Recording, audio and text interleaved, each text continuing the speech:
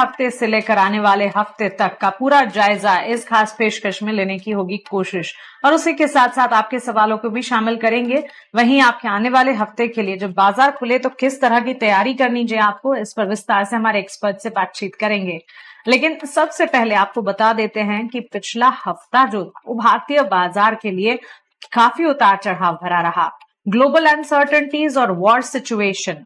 पिछले हफ्ते शनिवार के दिन यूएस, इजरायल, ईरान के बीच युद्ध की जो स्थिति पैदा हुई, उसके ठीक बाद यूएई के भी कई सारे स्पेसेस जगह थी जहां पर काफी हद तक अटैक्स होते नजर आए, और ये वॉर सिचुएशन ने अक्रॉस द ग्लोब तमाम मार्केट्स को इंपैक्ट किया। इसी के साथ साथ आपको बता दें, कच्चे तेल की चाल में बड़ा उबाल देखने को मिला।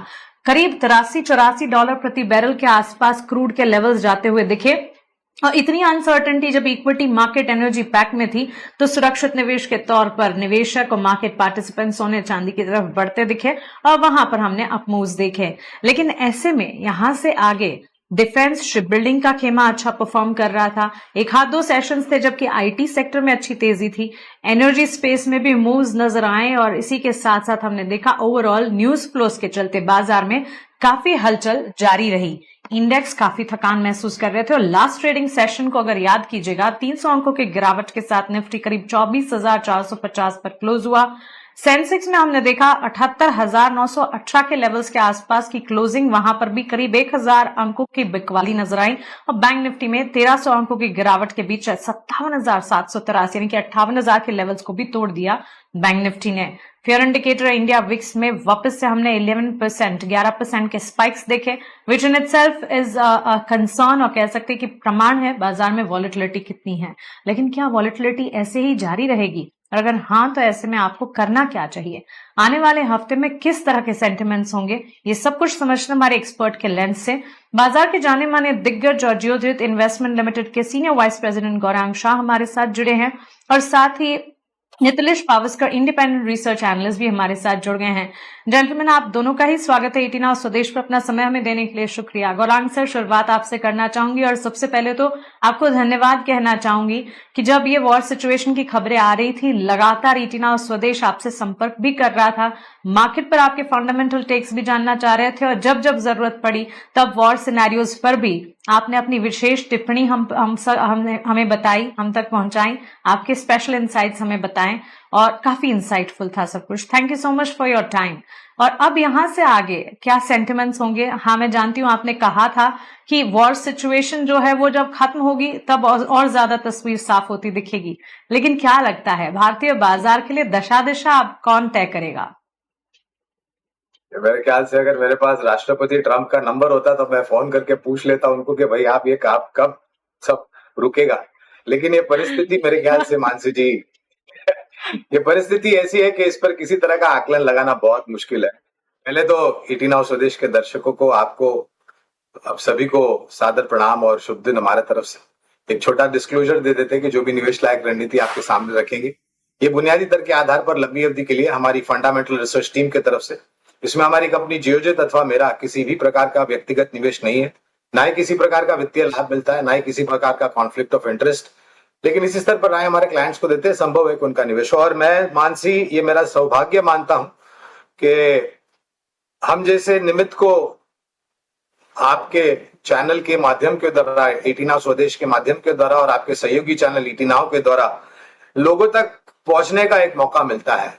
और हमारा प्रयास निरंतर यही रहता है कि जो वास्तविकता है उसकी छवि बिना शब्दों के इधर उधर मेलजोल करके स्पष्ट भाषा में और बहुत ही खरे रूप में बताने का प्रयास करते हैं। तो मेरा सौभाग्य है कि मैं आपके चैनल और आपके सहयोगी चैनल 18 से जुड़ा हूं, और हमेशा हमारा प्रयास यही है कि हम लोगों का हाथ पकड़ के मार्गदर्शन करें, क्योंकि शेयर बाजार में जितना सरल और सीधा लगता है उतना है नहीं मानसी, ये हम सबको पता है।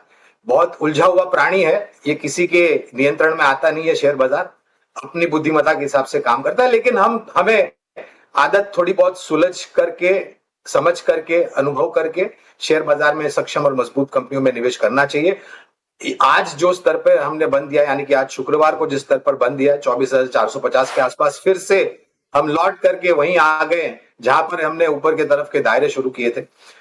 और ये बात आज इसलिए भी ज्यादा थोड़ी बहुत मुझे लग रही थी जब मैं सुबह भी जुड़ा था, तब भी मैंने कहा था कि आज शुक्रवार है, हफ्ते का आखिरी दिन, आज शाम को, कल शनिवार को और फिर रविवार को क्या परिस्थिति उभर के होती है खाड़ी देश में ये युद्ध को लेकर के, उस पर आकलन टिप्पणी करना बहुत मुश्किल है। जैसे जैसे खबरें आएगी वैसे वैसे हम आकलन करेंगे और उस पर प्रतिक्रिया देंगे। लेकिन अगर इतना कुछ बड़ा नहीं हुआ आज कल परसों में, तो शायद सोमवार को मेरे ख्याल से वही छवि हमें देखने मिलेगी जो हमने इस हफ्ते देखी थी। ऊपर के तरफ के थोड़े दायरे देखने मिलेंगे। एक बात बिल्कुल है कि कच्चा तेल धीरे धीरे करके $85 के पास जा रहा है, और अगर वो पार कर गया और $90 के पास गया तो शायद हमारी अर्थव्यवस्था को छोटी मध्यम अवधि के लिए इसका खामियाजा या फिर नकारात्मक परिस्थिति झेलनी पड़ेगी। लेकिन ये परिस्थिति ऐसी है मानसी, जो हमने पहले इतिहास में देखी। अगर आप इतिहास के पन्ने पलट के देख ले तो ये पहली बार नहीं है, ऐसा पहले भी हुआ है। लेकिन ये थोड़ी बहुत गंभीर इसलिए है क्योंकि जो समुद्री यातायात मार्ग है स्ट्रेट ऑफ हॉर्मुज, वहां पर पूर्ण तरीके से पाबंदी लग गई है और किसी भी प्रकार का आवागमन वहां से होता नहीं है, जहां तक समुद्री जहाजों का सवाल है, जो कि कच्चा तेल और नेचुरल गैस यातायात करते हैं पूरे विश्व भर में। तो थोड़ी बहुत गंभीर परिस्थिति है। लेकिन मैं हर बार एक ही बात कहता हूं, ऐसे ही बाजार आपको मौके देते हैं। अगर आपके पास क्षमता है, अगर आपके पास धैर्य है, अगर आपके पास जोखिम झेलने की क्षमता है, तो ऐसे ही बाजार है जहां पर आपको निवेश करने के लिए लंबी अवधि के लिए मौका मिलता है सक्षम और मजबूत कंपनियों में। Absolutely, thanks for that take Gaurang sir. Nitilesh ji, आपका भी स्वागत है 18 आवर स्वदेश पर। और बाजार में उथल पुथल नजर आई और टेक्निकल लेंस से काफी हद तक समझने की कोशिश भी की, लेकिन हर सेशन कह सकते हैं बाजार उम्मीद भी जगाता, अपने आप को संभालता भी। ऐसा नहीं है कि बाजार ने अपने आप को संभाला नहीं, लेकिन हाँ, फिर से इतने ज्यादा ट्रिगर पॉइंट्स और वॉलेटाइल कंटिंजेंट सिनेरियोज आ जाते कि संभल नहीं पा रहा था। अब यहां से आगे आपको क्या लगता है, आने वाले दिनों में इंडेक्स पर स्ट्रैटेजी क्या बनानी चाहिए? लास्ट में अगर हम लोग बात करेंगे तो 24,400 के आसपास मैंने बाय रिकमेंडेशन दिया था। हालांकि हमारा जो टारगेट था 350-400 पॉइंट का एक डेट कैट बाउंस हम लोग एक्सपेक्ट कर रहे थे, और कल के सेशन में ही हमें देखने को मिला। तो इंडेक्स के ऊपर मेरा जो व्यू है वो क्लियर कट व्यू है कि अगर मार्केट में कल का अगर हम लोग देखेंगे तो जहां से एक बाइंग मोमेंटम स्टार्ट हुआ था 24,550, 24,600, ये लेवल के ऊपर अगर ये मार्केट सस्टेन होता है तो यहाँ पे मैं 24,450 के स्टॉप लॉस के साथ लॉन्ग जाना पसंद करूंगा। इनिशियल लेवल के ऊपर मेरा जो टारगेट होगा 24,850 से लेके 24,900, ये लेवल के आसपास मेरा पहला टारगेट होगा। और इस लेवल को अगर सस्टेन कर देता है तो मार्केट धीरे धीरे करके 25,300 की तरफ भी जा सकता है। हालांकि कंडीशनल बाय होगा कि 24,550, 24,600 ये लेवल के ऊपर रहना चाहिए। और दूसरा जो मैं बाइंग अपॉर्चुनिटी देख रहा हूँ, नीचे में जो निफ्टी के ऊपर गैप पेंडिंग है 24,050 से लेके 24,100, ये लेवल के आसपास अगर मंडे या फिर ट्यूसडे के आसपास अगर आता है तो वहां पे मैं जरूर बाई करने की कोशिश करूंगा। 23,950, 23,900 ये लेवल में लेके आऊंगे, स्टॉप लॉस के लेवल होंगे। देखो, मार्केट में अभी पैनिक को बाय करना चाहिए मेरे हिसाब से, क्योंकि ये लेवल जो है वो शॉर्टिंग का लेवल नहीं है। जब तक मार्केट 24,000 के ऊपर ट्रेड कर रहा है तब तक मेरे हिसाब से अभी जो भी शॉर्ट है वो शॉर्ट कट करने चाहिए, बाइंग अपॉर्चुनिटीज देखनी चाहिए, कम क्वांटिटी के साथ आपको निवेश करना चाहिए, क्योंकि अच्छे भाव हमेशा बुरी खबर के साथ ही आते हैं। आपको अच्छे भाव अच्छी खबर के साथ नहीं देखने को मिलेंगे, फिर आप अपने आप को कोसोगे कि मैंने बाइंग क्यों नहीं की। तो धीरे धीरे करके अपनी पोजीशंस को क्या करें, बाय करें। निफ्टी के ऊपर मेरा व्यू जो है वो क्लियर है।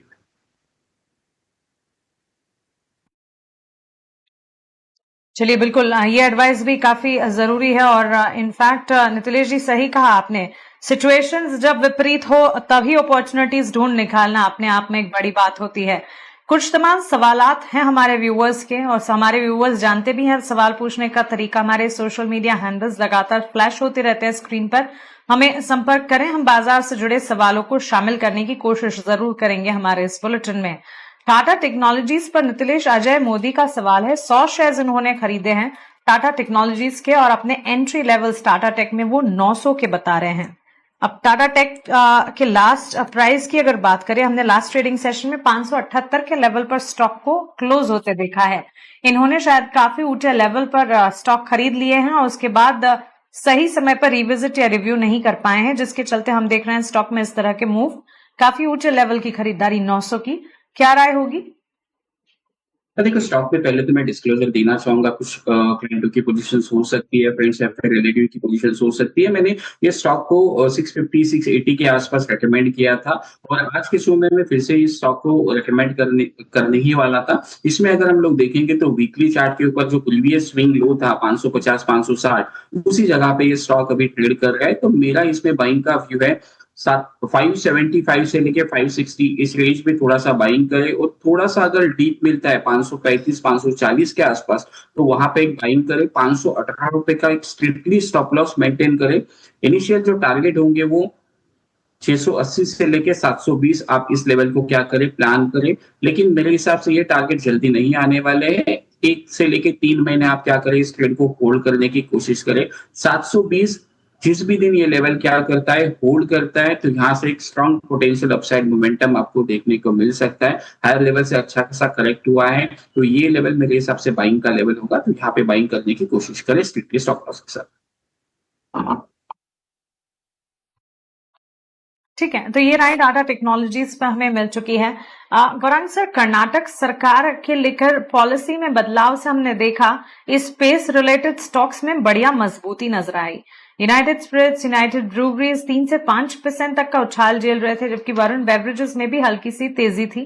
कर्नाटक सरकार का अल्कोहल की कीमतें डीरेगुलेट करने का फैसला और इस फैसले का असर नजर आया। कैसे देख रहे हैं इस खबर को और ओवरऑल सेगमेंट स्पेसिफिक चाल जो दिखी उस पर? मेरे ख्याल से एक राज्य अगर ऐसा निर्णय लेती है तो स्वाभाविक है दामों में किस प्रकार की कमी आएगी वो पहले देखना अनिवार्य होगा, पहली बात। दूसरी बात, वो राज्य में जो मदिरा का सेवन होता है, अल्कोहल का सेवन होता है, मेरे ख्याल से मैंने एक रिपोर्ट पढ़ी थी, मुझे नहीं पता कितना सत्य है या असत्य है, लेकिन कर्नाटक एक ऐसा राज्य है जहां पर बियर का सेवन सबसे ज्यादा होता है, ऐसा मैंने कहीं पर पढ़ा था। बाकी अन्य हाई एंड स्पिरिट्स के भी सेवन होते हैं। एक समय पर हमारी दोनों पर कवरेज थी, यूनाइटेड बेवरेजेस और यूनाइटेड स्पिरिट्स पर। फिलहाल मेरे ख्याल से अंडर रिव्यू है, इसलिए विशेष रूप में तो टिप्पणी नहीं कर पाऊंगा, लेकिन कंजम्पशन कितना होता है, खपत कितनी होती है, ये देखना अनिवार्य होगा पूरे कर्नाटक राज्य में मानसी। और ये जो भाव में परिवर्तन हो रहा है उसके कारण कितना नफा नुकसान किसको हो रहा है उसका आकलन भी लगाना होगा, जिसका मेरे ख्याल से अभी तक मेरे पास कोई ऐसे दस्तावेज या फिर मेरे पास कोई प्रमाण पत्र नहीं है कि मैं किस प्रकार की टिप्पणी करूं। आपने और एक कंपनी का नाम लिया था, वरुण बेवरेजेस। इस कंपनी पर हमारी खरीदारी की है बुनियादी दर के आधार पर लंबी अवधि के लिए।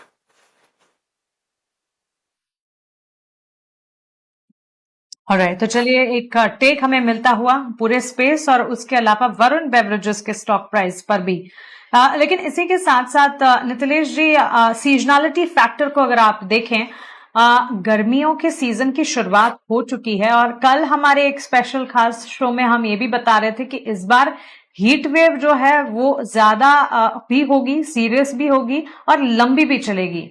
जब समर सीजन की शुरुआत हो जाती है तो रिलेटेड प्लेज में एक इम्पैक्ट आता जरूर है। वाइट गुड स्टॉक्स की अगर बात करें, एयर कंडीशनिंग स्पेसेस की अगर बात करें, क्या ये सही समय है इसमें एंट्री अपॉर्चुनिटी ढूंढने का? देखो यहाँ पे मौके ढूंढे जा सकते हैं। वोल्टास की अगर हम लोग बात करेंगे तो लोअर लेवल जो होगा उसके लिए काफी 1450 1420 एक अच्छे लेवल है। यहाँ पे आप क्या कर सकते हो, एंट्री प्लान करके चल सकते हो। लेकिन इस स्टॉक में बड़ा जो ब्रेकआउट हमें देखने को मिलेगा, जो पोटेंशियल ब्रेकआउट है इस स्टॉक का, वो 1520 के ऊपर अगर ये निकलता है, जिसने बार बार अटेम्प्ट करके वही लेवल को रीगेन करने की कोशिश की लेकिन फेल हुआ है। अगर ये 1520 के ऊपर सस्टेन होता है तो यहाँ से एक मोमेंटम स्टॉक में पिकअप होगा, फिर वो स्टॉक 1700 1750 ये लेवल के आसपास क्या हो सकता है, मोमेंट दिखा सकता है।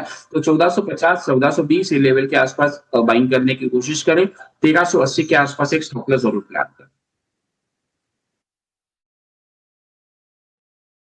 ऑलराइट, तो चलिए ये टेक एक बार हमें मिलता हुआ। इन पर्टिकुलर अगर आप देखेंगे समर रिलेटेड स्पेसेस में अगर आप देखें तो इस बीच कर्नाटक से जुड़े स्टॉक्स और न्यूज फ्लो की जहां हम बात कर रहे थे, गौरांग सर, आपको ये भी बता दें कि कर्नाटका का बजट जो है 2026-2027 एक इम्पॉर्टेंट ट्रिगर रहा शुक्रवार के दिन। और ये इम्पोर्टेंट इवेंट में इंफ्रास्ट्रक्चर, एमएसएमई सेक्टर, आईटी और इनोवेशन पर जोर दिया गया। राज्य की आर्थिक वृद्धि को मजबूत करने वाला कदम इसे माना जा रहा है। सड़क हो गए, शहरी विकास, औद्योगिक पार्क्स में निवेश से इंफ्रा और मैन्युफैक्चरिंग सेक्टर को बढ़ावा मिल सकता है। वहीं एमएसएमई को मिलने वाले प्रोत्साहन से रोजगार और सप्लाई चेन मजबूत होने की भी उम्मीद जताई गई। साथ साथ जब हम कर्नाटक की बात करते हैं, टेक्नोलॉजी कह सकते हैं एक हब बना है और यहां से आगे भी सरकार का फोकस है कि टेक्नोलॉजी को और ज्यादा दुरुस्त किया जाए। तो टेक्नोलॉजी और एआई पर फोकस से कर्नाटक की स्टार्टअप और डिजिटल इकोनॉमी की स्थिति और मजबूत हो सकती है। इन पहलुओं पर भी खास तौर से फोकस किया गया। In the light of same कई सारे सेगमेंट्स आ जाते हैं जिसकी हम बात कर सकते हैं। रोड एंड इंफ्रा है, सीमेंट है, एआई बैक्ड टेक्नोलॉजी सेक्टर है। क्या लगता है आपको, एक राज्य है जो फोकस कर रहा है लेकिन ओवरऑल पर्सपेक्टिव से हम इस सेक्टर को एज अ नेशन जिस तरह से डेवलपमेंट होते हैं उस हिसाब से देखेंगे? हाँ जी, एक आपने जो प्रश्न इसके पहले पूछा था यूनाइटेड स्पिरिट्स, यूनाइटेड बेवरेजेस को लेकर के, एक स्पष्टीकरण, क्षमा चाहता हूं लेकिन यूनाइटेड स्पिरिट्स पर हमारी सकारात्मक राय है। अगर निवेश है तो बने रहे, नहीं है तो आप मौके खोज सकते हैं निचले स्तर पर निवेश करने के लिए। और आपका ये जो प्रश्न है उसका उत्तर देते हुए मेरे ख्याल से एक राज्य में, और हालांकि ये राज्य कर्नाटका विपक्ष जो है, कांग्रेस सरकार का राज है कर्नाटका में, और मेरे ख्याल से हमने बहुत कुछ पढ़ा है जहां तक अर्थव्यवस्था, रास्तों की जहां पर परिस्थिति है, पर्यावरण की परिस्थिति है, बहुत ही कमजोर ढांचा वहां पर है और उसको दुरुस्त करने के लिए मेरे ख्याल से हमने कई बड़े लोगों की भी टिप्पणियां सुनी है। अब मैं मानता हूं कि बात कम करे और जमीनी स्तर पर काम ज्यादा करे और एक प्रमाण दे तो ये ज्यादा उचित होगा। कर्नाटका की सरकार जो वहां पर बैठी है, हमें लग रहा है कि बहुत सारी कंपनियां कमूमन आईटी क्षेत्र से जुड़ी हुई, आप छोटी मझौली या बड़ी कोई भी कंपनी देख लीजिए मानसी जी, तो उनका किसी ना किसी प्रकार की उनकी स्थापना या फिर उनकी मौजूदगी जो है वो कर्नाटका राज्य में इन्फोटेक पार्क्स में, बंगलुरु सिटी के इर्द गिर्द जो इन्फोटेक पार्क है वहां पर हो रही होगी। आईटी को लेकर के और एआई को लेकर के, और ये जो खोज हो रही है आईटी में, देखिए आईटी एक ऐसा क्षेत्र है जहां पर आविष्कार निरंतर होते रहता है, इनोवेशन, और ये आने वाले समय में मेरे ख्याल से इसकी गति और तीव्र होगी। तो इसको बर्दाश्त करने की या इसको झेलने की क्षमता पहले तो होनी चाहिए। टीसीएस है, इन्फोसिस है, एचसीएल टेक, टेक महिंद्रा जैसी कंपनियां हैं दिग्गज जहां पर खरीदारी की राय है। एक कंपनी जो कि रियल एस्टेट सेक्टर से जुड़ी हुई है मानसी, जो इस कर्नाटक का राज्य बंगलुरु स्थापित शहर में इनका मुख्य कार्यालय है, वो है शोभा लिमिटेड। शोभा लिमिटेड पर हमारी काफी लंबे समय से खरीदारी की राय रही है और इनके काफी कुछ बड़े बड़े प्रोजेक्ट्स न तो सिर्फ बंगलुरु और उसके आसपास के इलाकों में लेकिन पूरे कर्नाटका में, और अब इन्होंने नक्शे कदम अपने बाकी राज्यों में भी लेके जाने के प्रयास किया है। और जो मैं बात कर रहा हूं कंपनी की यूनाइटेड स्पिरिट्स, मेरे ख्याल से इनका भी जो मुख्य कार्यालय है वो वहां पर ही है। तो काफी कुछ कंपनीज को फायदा होगा। आप निर्माण कार्य की बात कर रहे थे, रोड इंफ्रा की बात कर रहे थे, तो मेरे ख्याल से कंपनी जहां पर एनसीसी लिमिटेड जैसी कंपनियां हैं या फिर एलएनटी जिसका फैला हुआ कारोबार है, हालांकि एलएनटी ये जो खाड़ी में परिस्थिति हुई उसके कारण थोड़ा बहुत नीचे आया था लार्सन एंड टुब्रो का स्टॉक, लेकिन बहुत फैला हुआ कारोबार है, हमारी खरीदारी की राय। और आज क्षमा चाहता हूं मैंने नाम पहले से ही ले लिया, लेकिन आज जो आप निवेश के लायक नाम पूछेंगे उसमें से एक एलएनटी भी है। क्षमा चाहता हूं मैंने पहले ही नाम ले लिया मन से। ठीक है, नहीं सर, मैं आपके वीआईपी शेयर ही समझना चाह रही थी। एलएनटी के अलावा और कोई स्टॉक है वीआईपी कैटेगरी में? तो एलएनटी पर बुनियादी दर के आधार पर मैं लक्ष्यांक भी बता देता हूं, अनुमानित 4500 के लक्ष्यांक है, और जहां पर ये आज बंद हुआ है या फिर ये 4000 के नीचे 3950 या 3900 या 3800 जो भी स्तर है, मेरे ख्याल से खरीदारी का मौका बनता है, बशर्ते कि आपका नजरिया लंबी अवधि का। और डिफेंस क्षेत्र में भी योगदान है मानसी जी। लोग ये भूल रहे हैं कि जो वहां पर जिस दिन सुविधाओं का विनाश हो रहा है, दुर्घटनाग्रस्त हो रहे हैं, वो कभी ना कभी फिर से बनेंगे और शायद जो पहले बने थे उसके सक्षम और मजबूत बनेंगे। कहने का तात्पर्य है कि करीबन 35% ऑर्डर बुक वेस्ट एशिया से एलएनटी के पास है, लेकिन लोग रहे कि अब ऑर्डर बुक आएगी नहीं, बंद हो जाएगा एलएनटी का कामकाज, ऐसा बिल्कुल नहीं है। जो ध्वस्त हुआ है उसको फिर से बनाना पड़ेगा और वहां पर L&T जैसी कंपनियां योगदान देगी। 4,500 का लक्ष्यांक है। दूसरी कंपनी है धातु क्षेत्र। एक धातु क्षेत्र की कंपनी मानते हैं इसको, लेकिन मैं मानता हूं कि ये कंपनी के पास सभी प्रकार के कुदरती भंडार है। हाल ही में NELC से इनको विभाजन करने की अनुमति मिली थी। मैं बात कर रहा हूं वेदांता की। एक साधारण सा लक्ष्य वेदांता पर मैं बता रहा हूं, करीबन 850 के आसपास का, 825 के आसपास का, क्षमा चाहता हूं। लेकिन अगर नतीजे अच्छा है और ये जो पूरा वैल्यू अनलॉकिंग की बात हो रही है विभाजन के रूप में, तो जब कभी भी योगा और अलग अलग कंपनियां लिस्ट होगी मानसी जी, तो एक बेहतरीन मौका मिलेगा जो पहले से निवेशित है उन लोगों को और उसके पश्चात भी। बिल्कुल। नितिलेश जी, क्विकली आप अपने वीआईपी शेयर्स बता दीजिए। तो देखो, मैं 2 स्टॉक के साथ जाना पसंद करूंगा। जैसे थोड़ी देर पहले मैंने कहा था, टाटा टेक्नोलॉजी के साथ मैं बाइंग रिकमेंडेशन कर रहा हूँ। 575 से लेके 560 ये लेवल के आसपास बाइंग करूंगा। थोड़ा सा डीप अगर मिलता है 530 535 के आसपास, वहां पे भी लेने की कोशिश करें। और स्टॉप लॉस जो होगा वो 518 के आसपास प्लान करें। और मार्केट दोनों तरीके से मौके दे रहा है, तो स्टॉक स्पेसिफिक में एक सेल रिकमेंडेशन देना पसंद करूंगा। यहाँ पे भारत फूड्स का जो फ्यूचर है उसको बिकवाली की राय होगी। 1920 जैसे ही इस लेवल के नीचे ट्रेड करेगा वहां पे शॉर्ट करना है। 1950 आपका स्टॉप लॉस होना चाहिए। टारगेट जो होंगे वो 1860 से लेके 1820 ये लेवल को क्या करें, प्लान करें।